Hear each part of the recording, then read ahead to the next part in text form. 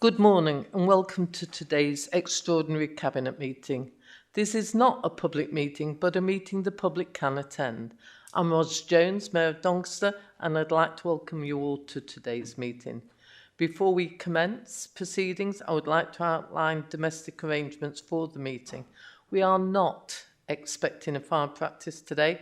If the alarm sounds, please leave the building and assemble the other side of the water at Cath. This meeting will be recorded and published on the Council's website. By entering the Council chamber, you are accepting that you will be recorded and your images will be retained and broadcast by the Council. If anyone intends to record today's meeting, please ensure this does not disturb the conduct of the meeting, and please ensure that your mobile phones are switched to silent mode, please. Thank you. I'll now commence the meeting.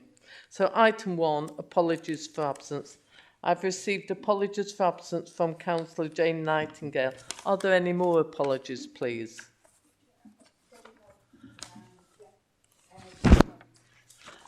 Debbie Ogg and Phil Holmes, thank you for that. Item 2, exclusions of the public and press. Whilst the report being considered today is not an exempt, Appendix A of the report contains exempt information relating to the financial or business affairs of any particular person, including the authority holding that information, as defined in paragraph 3 of Part 1 of Schedule 12A of the Local Government Act 1972, as amended. Therefore, if members wish to discuss the information contained in Appendix A, the public and press will be excluded from the meeting whilst members deliberate in private. Is that agreed? Agreed. Thank you. Item 3, declarations of interest.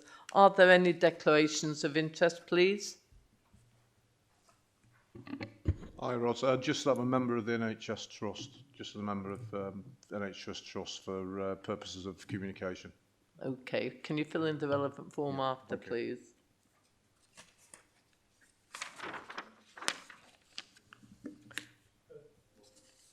Okay, we therefore move on to item.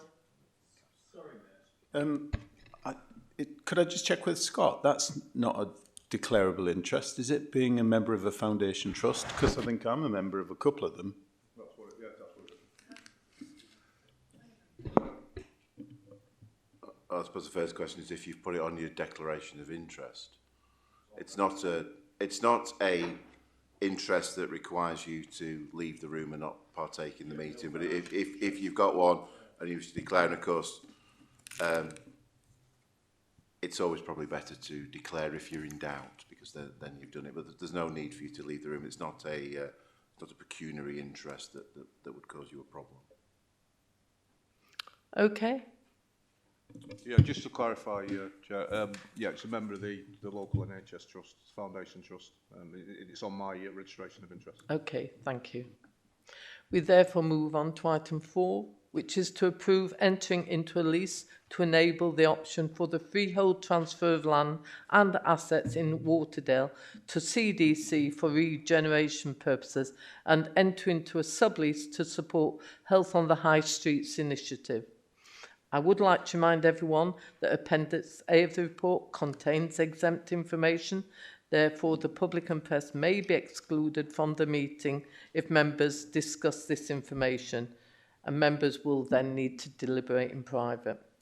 Members of the public will be invited back into the meeting and after the deliberations are concluded. I'll now introduce this item. This report is seeking approval to enter into a lease for the Village Retail Unit in Waterdale, which was built by its former owner, St Modwen. We will then sublet to Doncaster and Bassett Law Teaching Hospital, NHS Foundation Trust and Ardash for them to provide health services from the premises. As a council, we are leading on this deal to enable the option for the freehold transfer of land and assets in the Waterdale area to the City of Doncaster Council for regeneration purposes, alongside supporting Health on the High Street initiatives.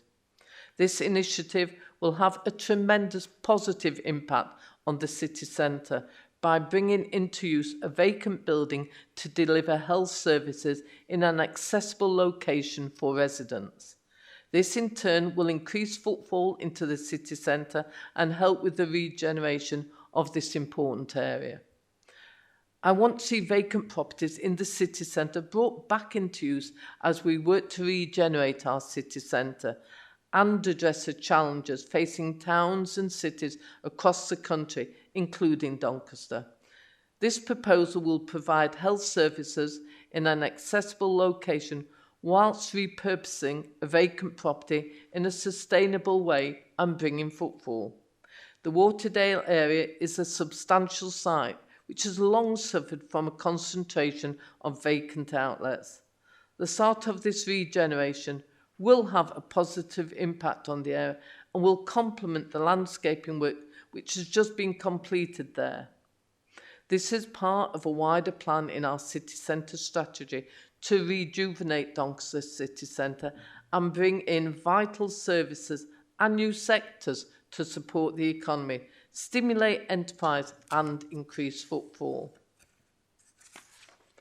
Doncaster, like many towns and cities across the country, need to adapt. Supermarkets and online shopping are here to stay. My vision for Doncaster is that we have a more cultural, leisure, education and residential areas within our city centre, alongside health services, making our city centre more connected for communities across Doncaster is key, with more on offer and key services that people need. This is a partnership deal with our health colleagues that will lead to improved health outcomes, drive city centre footfall and enable us to develop a comprehensive regeneration scheme for Waterdale area once freehold transfer is complete. I ask that Cabinet approve this report and its recommendations. Thank you. I will now ask Cabinet members to indicate by raising their hand if they wish to ask any questions in relation to this item. Colleagues, any questions or statements, please? Nigel. Yeah, just to say, Mayor, that obviously fully welcome this in terms of obviously this initiative, particularly on the high street. It'll make services more accessible and more available for residents that are visiting Doncaster and easier obviously to connect to. I understand fully that obviously Doncaster Council is acting as a vehicle to enable this with the NHS, and I fully support it, Chair. Thank you. Glyn. Yes, Chair, thank you. I do echo the sentiments that Councillor Ball has just made with making accessible services on the high street for health purposes, but it also offers a catalyst for this area to regenerate and move forward, because it seems to have been a little bit of a blip on the horizon, a stagnant area. So we need to invest it further and move things on as far as the business world are concerned. Thank you, Chair. Regeneration of the centre is required, but also health on the high street, which we've been working tirelessly on over these last at least 18 months, if not 2 years. We will always continue to press for a new hospital, but as we've had discussions with the Health Authority before, they will be looking to actually bring forward improvements on their existing site.